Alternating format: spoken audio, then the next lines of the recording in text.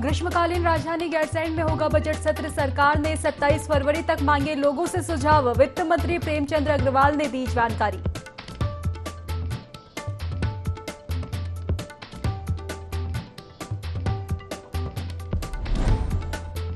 Adani Hindenburg मामले में कांग्रेस हमलावर। प्रदेश में कांग्रेस ने एसबीआई दफ्तरों के बाहर किया धरना प्रदर्शन। सरकार पर लगाया साठगांठ का आरोप।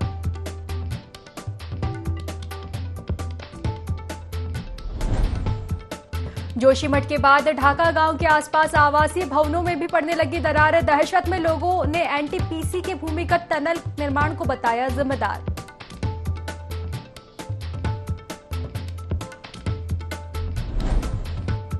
खटीमा पुलिस की बड़ी सफलता। पोस्ट ऑफिस में हुई चोरी का किया खुलासा। पुलिस ने किया चोरों को गिरफ्तार। चोरी का सामान भी बरामद।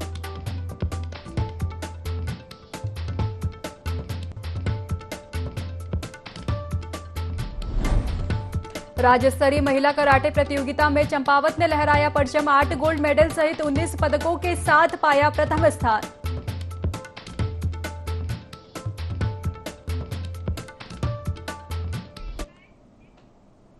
नमस्कार, बहुत बहुत स्वागत है आपका देवभूमि लाइव में और मैं हूं आपके साथ खुशी व्यास। बड़ी खबर आपको देहरादून से बता दें, वहां ग्रीष्मकालीन राजधानी गैरसैंण में बजट सत्र होगा। बता दें कि मार्च के दूसरे हफ्ते में बजट सत्र का आयोजन हो सकता है। सरकार ने इसके लिए 27 फरवरी तक लोगों से सुझाव भी मांगे हैं। 2021 के बाद गैरसैंण में अब पहला सत्र होगा। तो बड़ी खबर आपको बता रहे हैं, राजधानी गैरसैंण में ग्रीष्मकालीन बजट सत्र हो सकता है मार्च के दूसरे हफ्ते में।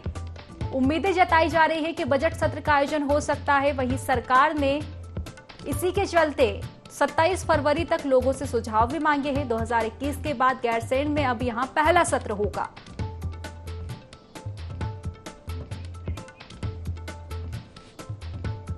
तो बड़ी खबर आपको बता रहे हैं, ग्रीष्मकालीन राजधानी गैरसैंण में बजट सत्र का आयोजन हो सकता है मार्च के दूसरे हफ्ते में। यहां आयोजन हो सकता है। बताया जा रहा है कि सरकार ने 27 फरवरी तक इसी के चलते अब लोगों से सुझाव भी मांगे हैं।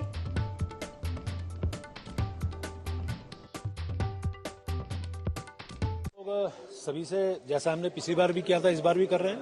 हम लोग ईमेल और व्हाट्सएप के माध्यम से लोगों से सुझाव मांग रहे हैं कैसे हमारा अच्छा बजट हो। वो हमने शुरू कर दिया है और उसके बाद फिर जैसा पिछली बार भी किया था, पहली बार, इस बार भी हम करेंगे। अपना संवाद जनता के जो स्टेक होल्डर्स हैं, जनप्रतिनिधि लोग हैं, उनसे बैठेंगे कैसा और अच्छा बजट हम दे सकते हैं।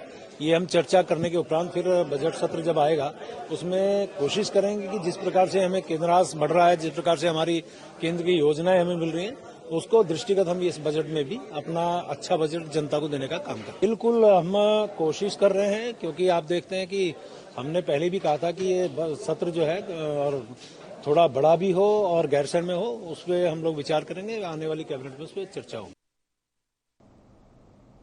देहरादून में खेल महाकुंभ की राज्य स्तरीय महिला कराटे प्रतियोगिता आयोजित की गई, जहां चंपावत की टीम ने प्रदेश में अपना परचम लहराया। महिला खिलाड़ियों ने इस प्रतियोगिता में 8 गोल्ड मेडल सहित 19 पदक जीते। बता दें, अंडर 17 आयु वर्ग में चंपावत जिला पूरे प्रदेश में प्रथम रहा। वहीं अंडर 21 और अंडर 14 आयु वर्ग में चंपावत जिला प्रदेश में दूसरे स्थान पर रहा। कोच दीपक अधिकारी और विजय रावत के नेतृत्व में टीम ने शानदार प्रदर्शन किया। खिलाड़ियों की शानदार उपलब्धि पर डीएम चंपावत नरेंद्र सिंह भंडारी, जिला युवा कल्याण अधिकारी बीएस रावत समेत खेल प्रेमियों ने खुशी भी जाहिर की है।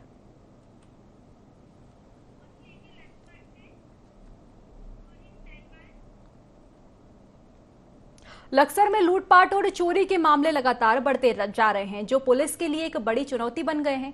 ताजा मामला सुल्तानपुर से सामने आया है, जहां अज्ञात चोरों ने एक व्यापारी जमील अहमद की अली चौक स्थित जनरल स्टोर पर धावा बोल दिया और खिड़की तोड़कर चोरी की घटना को अंजाम दिया। पीड़ित ने बताया कि दुकान से करीब 40 से 50 हजार रुपए का सामान चोरी हुआ है, जिसकी शिकायत उसने सुल्तानपुर पुलिस चौकी में दर्ज कराई, जिसकी शिकायत पर पुलिस ने अज्ञात चोरों की तलाश शुरू कर दी है।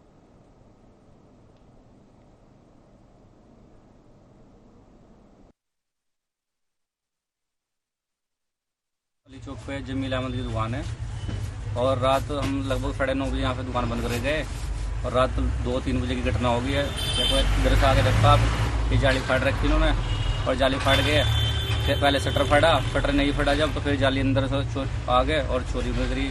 इसमें से ड्राई फ्रूट करा चोरी, उन्होंने कुछ पैसे रखे थे गले में, पर्स वगैरह थे मैं उठा लिए, और सिगरेट वगैरह थी मैं उठा ली। उसने काफ़ी चोरी सामान करके ले गया, लगभग 40-50 हज़ार रुपये की समथिंग की चोरी है। पुलिस में मैंने रिपोर्ट दर्ज करवा दी, बस पुलिस अपना चोरों को जल्दी पकड़े, बस ये।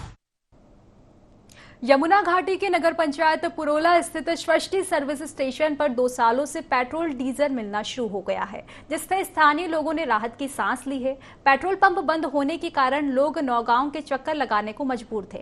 बता दें, यमुना घाटी में 2 ही सर्विस स्टेशन हैं, पुरोला और नौगांव, लेकिन नगर पंचायत पुरोला का स्वस्ति सर्विस स्टेशन विगत 2 सालों से भुगतान न करने के चलते बंद पड़ा था। अब कंपनी का बकाया भुगतान करने के बाद यहां पेट्रोल डीजल मिलना शुरू हो चुका है।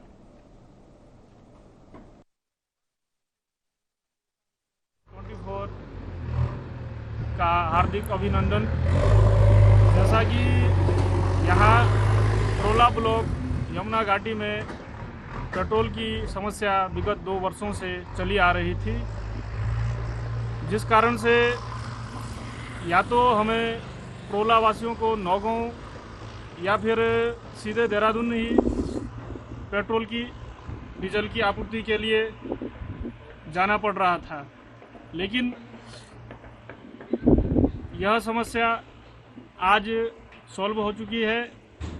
यहाँ पर पुनः पेट्रोल पंप का सुचारू रूप से संचालन हो गया है तथा सभी पुरोला वासियों को और आपके यमुना घाटी के वासियों को पुनः पेट्रोल पंप संचालन हेतु हार्दिक बधाई। शुभ। तो अगली खबर की ओर रुख कर लेते हैं, जो कि लक्सर से आ रही है। बता दें कि लक्सर पुलिस की नशे के खिलाफ लगातार कार्यवाही जारी है। पुलिस ने हाल ही में रंजीतपुर गांव में लाहन और शराब भट्टियों को नष्ट किया है। वहीं अब पुलिस विशेष सर्च अभियान चलाकर लगातार इस क्षेत्र की निगरानी कर रही है, जिसके चलते एक बार फिर कच्चा लाहन और शराब भट्टियों को नष्ट किया गया है। वहीं आबकारी विभाग का कहना है कि होली के पर्व तक अधिकांश शराब अड्डों को चिन्हित कर कार्यवाही कर ली जाएगी।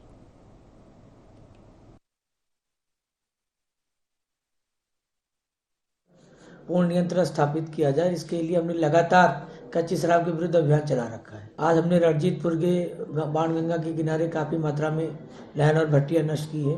और क्या हो रहा है कि सुदूर जंगलों में और नालों के किनारे जहाँ पर हमारी पहुँच देर में हो पाती है, जहाँ हम नहीं पहुँच पाते क्योंकि बार बार ये अड्डे बदलते रहते हैं, इस तरह से हम लोग कोशिश कर रहे हैं कि जिन अड्डों को चिन्हित करके उनको भट्टियों को नष्ट किया जाए और इन अड्डों को समूल रूप से नष्ट करने के लिए विभाग जो है प्रतिबद्ध।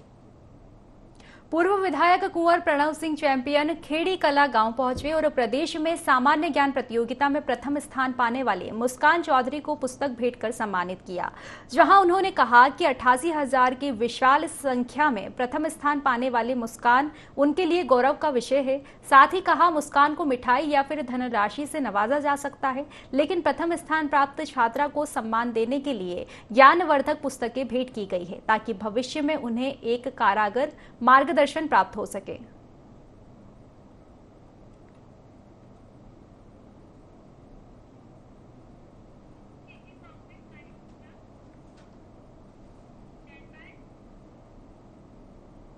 खबर जनपद उधम सिंह नगर के जसपुर से है, जहां कांग्रेस विधायक आदेश चौहान और कांग्रेसी कार्यकर्ताओं ने कलियावाला मोड़ स्थित भारतीय स्टेट बैंक के सामने धरना दिया और भारत सरकार के खिलाफ जमकर नारेबाजी भी की। वहीं विधायक आदेश चौहान ने कहा कि केंद्रीय नेतृत्व ने अडानी समूह को लेकर SBI और LIC ऑफिस के सामने धरने का आह्वान किया था। साथ ही कहा कि कंपनी 30वें स्थान पर थी, वो अचानक तीसरे स्थान पर कैसे आई, उसकी जांच होनी चाहिए। भारत के कई निवेशकों का पैसा डूब गया है। विधायक ने कहा, सरकार के संरक्षण में बैंकों और LIC ने इन्हें भारी मात्रा में लोन दिया, जो आज खतरे की घंटी बना हुआ है।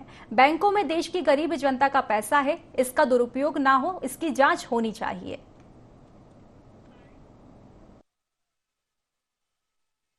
स्टेट बैंकों के सामने धरने का आह्वान किया गया पार्टी के द्वारा, और वो है अडानी समूह को लेकर, क्योंकि जो कंपनी 30वें स्थान पर थी वो एक दिन तीसरे नंबर पर कैसे आई, इसकी जांच हो।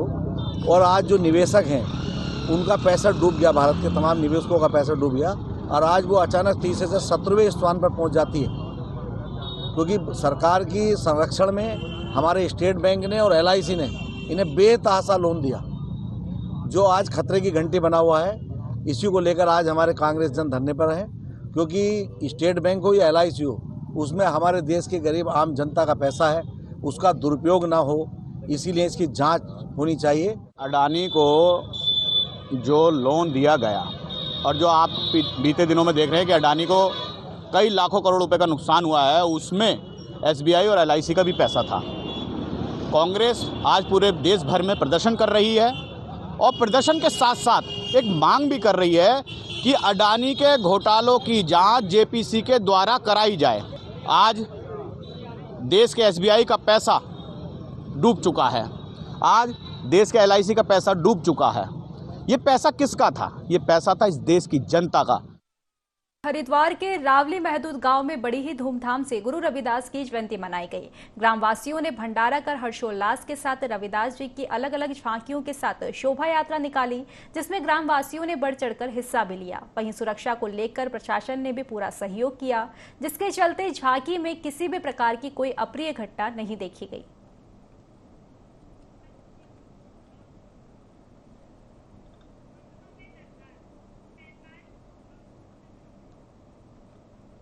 जोशीमठ नगर में दरारों की खबर का सिलसिला अब कब हो गया है, तो अब NTPC की तपोवन विष्णुगढ़ जल विद्युत कंपनी के प्रभावित गांव और ढाका गांव के आसपास के आवासीय भवनों में दरारें पड़ने की खबर सामने आने लगी है।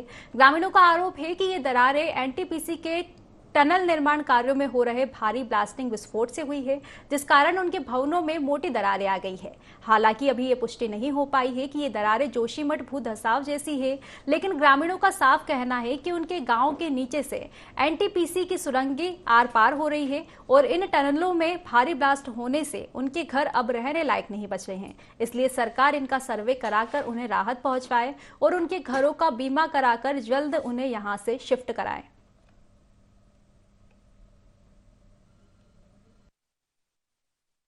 मकान जर्जर स्थिति में है और दिन प्रतिदिन दरारें जा रही है, दिन प्रतिदिन जगह बैठ रही, जमीन बैठ रही और यहाँ पूरा मोहल्ला बैठ रहा हमारा। और जो कि हमारे पीछे आटा स्कूल है, आटा स्कूल को भी देखा जाए, उसकी भी क्या स्थिति है कि बहुत दिन प्रतिदिन यहाँ हमारे मोहल्ला से उधर आटा स्कूल से स्कूल तक पूरी रोड भी बैठ गई है, पूरी जमीन ही खिसक रही है। इसमें सरकार से मेरी वह निवेदन है कि इसमें ये सरकार जो है जांच टीम भेजे, हमारे मकानों की सर्वे किया जाए। मेरे मकानों पे दरारें पड़ रही, दिन पर दिन बढ़ते जा रही दरारें। वहाँ सामने ITI भी है, ITI स्कूल में भी दरारें पड़ रही, तुरंत सरकार को जांच के लिए भी।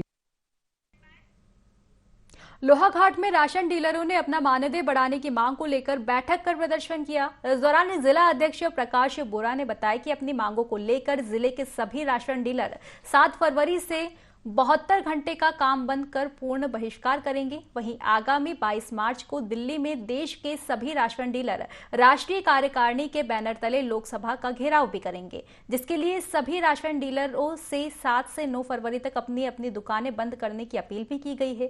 साथ ही चेतावनी दी गई है, जो भी दुकानदार कार्यकारिणी के इस निर्णय को समर्थन नहीं देगा उसके खिलाफ कार्यवाही की जाएगी।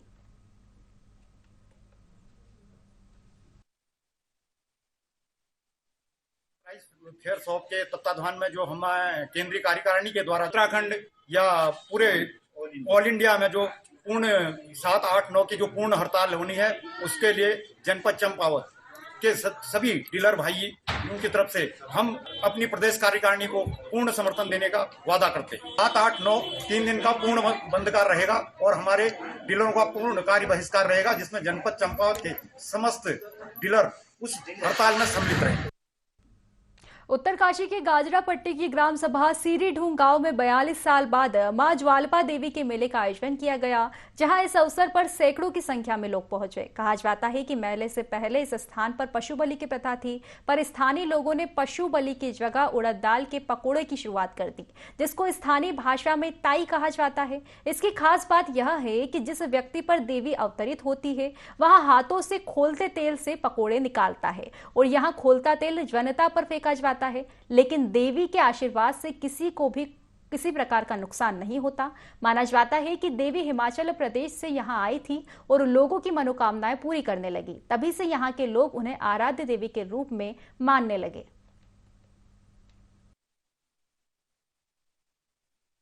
जो है इतिहास के बारे में जो कुछ मुझे जानकारी है उसके बारे में मैं पूरा विवरण बताता हूँ। माँ ज्वालपा जो माता जो है ये ज्वाला जी है, ये जो है हिमाचल से माता आ रखे हैं। और ये माँ जो है मतलब हमारे जितने भी उत्तराखंड में हो या चाहे सारे बिहार सरकार में जो है मतलब सारी जगहों में जो है माता का आयोजन होता है। और ये माघ में हर माघ में जो है 3 साल के अंतर्गत ये जो है जागरण किया जाता है। ये पौराणिक मेला होता है, ये तो बहुत पुराना है, लेकिन जो हमारे अपनी उम्र का ख्याल है कि अपनी उम्र में 12 साल का, मैं 13 साल का था, तब से हमने इसको देखा है। और यहाँ पर विशेष आकर्षक जो है वो ताई का है, जो तेल उबल रहा है। ये इस देवी का बहुत बड़ा महत्व है, क्योंकि ये देवी ऐसी है, पहले जो है बलि प्रथा थी और उसके बाद बलि प्रथा बंद हुई, उसके बाद ये ताई का कार्यक्रम ये आज 42 साल बाद जो है फिर पुनः इस देवी ने इस मेले को जो है शुभ आरम्भ किया है। आज हमारे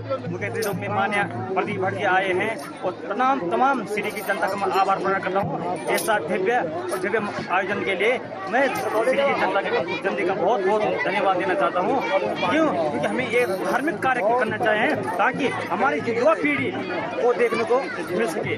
धन्यवाद। देवी का यहाँ पे मेला है और माँ ज्वालपा जो है 42 साल बाद आज यहाँ अपने भक्तों को दर्शन दे रही हैं। और आप देख सकते हैं कि पूरा जन सैलाब आज माँ का आशीर्वाद लेने के लिए विभिन्न क्षेत्रों से यहाँ पे आए हैं और माता का आशीर्वाद दे रहे हैं। और मैं बहुत बहुत शुभकामनाएं ग्रामवासियों को और सभी भक्तजनों को देता हूं, जो सब लोगों ने जिन्होंने बड़े उत्साह के साथ यहाँ पर माता के इस भव्य मेले का आयोजन किया। मैं ग्रामवासियों को और तमाम क्षेत्रवासियों को बहुत बहुत बधाई देता हूं। उत्तराखंड में अब बच्चों के बस्तों का बोझ कम होने वाला है। इसे लेकर उच्च शिक्षा मंत्री धन सिंह रावत का एक बयान भी सामने आया। उन्होंने कहा कि जल्द ही प्रदेश में जितने भी बोर्ड हैं उनके साथ एक बैठक की जाएगी, जिसमें बच्चों के बस्तों का बोझ कम करने को लेकर चर्चा होगी, तब तक उन्हें इसके तले दबने से बचाया जा सके। इसके चलते प्रदेश में एक दिन बस्ता फ्री डे भी रखा गया है। इस दिन स्कूलों में सांस्कृतिक और एनसीसी के कार्यक्रम भी होंगे।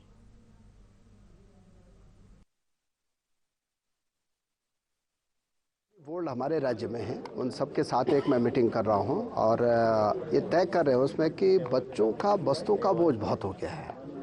और वैसे तो हमने भी निर्णय कर दिया कि 1 महीने में एक दिन जो है बिना बस्ते का बस्ता फ्री डे होगा। बच्चे जो है जाएंगे, वो दिन सांस्कृतिक कार्यक्रम होंगे, कल्चरल प्रोग्राम होंगे, एनएसएस के कार्यक्रम होंगे, एनसीसी के होंगे, वहाँ पे ब्लड डोनेशन के जो भी सामाजिक काम है उस दिन वो किए जाएंगे। और जो छोटे बच्चे हमारे हैं उन बच्चों का बस्ते का बोझ बहुत हो गया है, तो जल्दी हम इस पर एक बैठक कर रहे हैं और इसके लिए कोई ना कोई एक रास्ता निकाला जाए। उत्तराखंड के प्रसिद्ध आंचलिक साहित्यकार डॉक्टर अरुण प्रकाश ढोंडियाल अपने गांव पहुंचे, जहां उनका ढोल नगाड़ों के साथ जोरदार स्वागत किया गया। इस बीच सभी गांव वालों ने तिरंगे लहराए और राष्ट्र के नाम पर नारे भी लगाए। इस दौरान पूर्व प्रधान और वर्तमान प्रधान प्रतिनिधि ने डॉक्टर ढोंडियाल को सम्मानित किया। देश विदेश में गांव का नाम ढोंडियाल की वजह से रोशन हुआ। बता दें कि डॉक्टर ढोंडियाल उत्तराखंड के सीमावर्ती सुदूर गांव दुमलोट के निवासी है और प्रसिद्ध साहित्यकार भी है, जिन्हें दिल्ली में अटल बिहारी वाजपेयी सहित सम्मान से नवाजा गया था।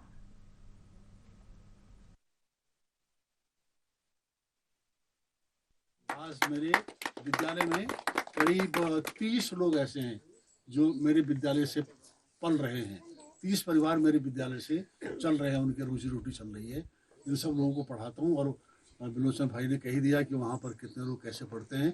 मैं लगभग हर महीने 40 से 45 हज़ार रुपये उस स्कूल के बच्चों को ऊपर उठाने के लिए अपने पेंशन से खर्च करता हूँ।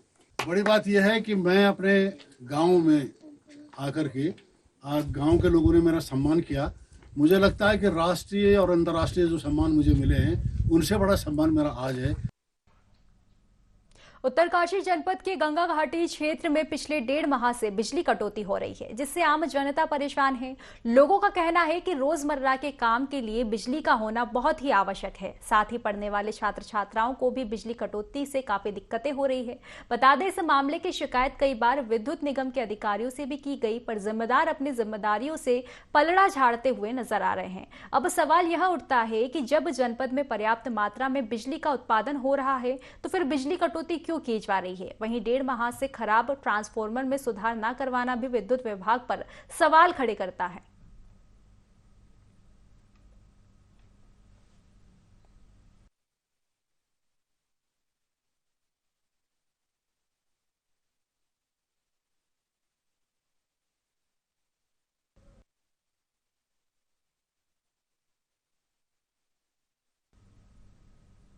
चंपावत में बाल कल्याण समिति, पुलिस और चाइल्ड हेल्पलाइन ने संयुक्त अभियान चलाया है, जिसके चलते बाल भिक्षावृत्ति को लेकर लोहाघाट में अभियान चलाया गया, जिसका नेतृत्व बाल कल्याण समिति ने किया। उन्होंने लोहाघाट में घुमंतु जाति के लोगों के डेरे में जाकर उन्हें अपने छोटे छोटे बच्चों से भिक्षावृत्ति न करने को लेकर जागरूक किया।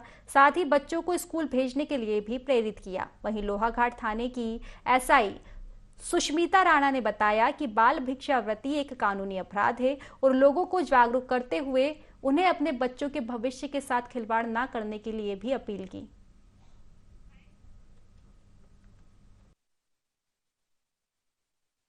समिति अनेक कार्य करती है। जो बहुत गरीब अनाथ बच्चे होते हैं, उनके लिए स्पॉन्सरशिप योजना समिति के द्वारा संचालित की जाती है और ऐसे बच्चों को समिति अपनी ओर से आर्थिक सहायता देती है।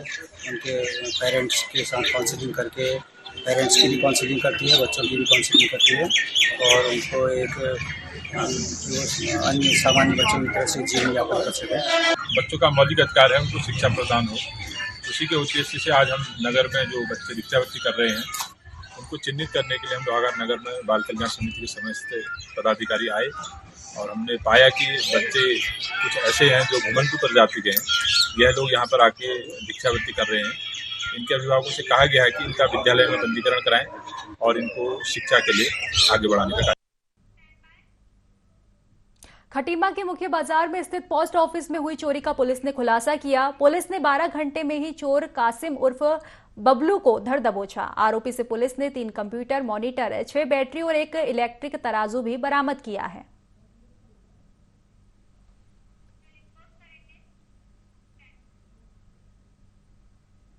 तो फिलहाल की खास खबरों में बस इतना ही। आप बने रहिए IND24 के साथ। नमस्कार।